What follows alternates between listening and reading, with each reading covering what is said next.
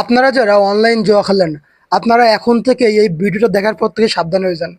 কারণ যদি আপনারা এই মুহূর্ত থেকে সাবধান না হন তাহলে হইতে পারে এই জুয়া খেলাটাই আপনার জীবনের অন্যতম একটা বড় দুর্ঘটনা।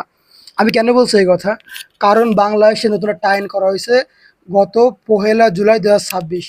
এই নতুন আইনে বর্তমানে যে অনলাইন জুয়া থেকে শুরু করে মোট 24 ধরনের জুয়া বিষয় নিয়ে কথা বলা হয়েছে। এখানে মোট 24 ধরনের অপরাধ এবং একই সাথে 14 প্রকারের শাস্তির কথা বলা হয়েছে।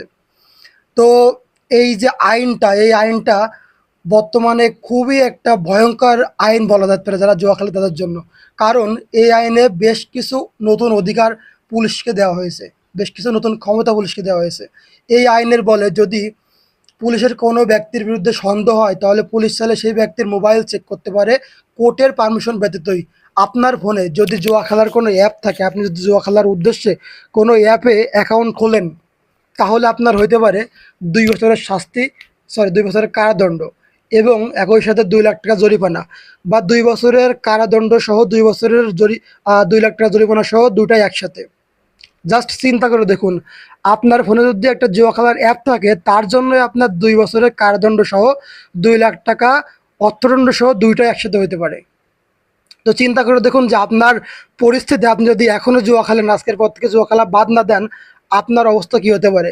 শুধু এটাই না, আগে কিন্তু বাংলাদেশে যে আইনটা চলতো পাবলিক গ্যামলিং অ্যাক্ট 1867 সালের আইন, প্রায় 150 বছরের অধিক পুরাতন একটা আইন। তো আগের এই আইনটাই বর্তমান যে আধুনিক সিস্টেম, এই সিস্টেম সম্পর্কে অনেক কিছু না, ওভারঅল কোনো কিছুই উল্লেখ ছিল না। বাট এই নতুন আইনে, এই যে 2026 সালের যে আইনটা, এই আইনে পর্যাপ্ত পরিমাণে ইনফরমেশন দেওয়া হয়েছে সকল বিষয় সম্পর্কে।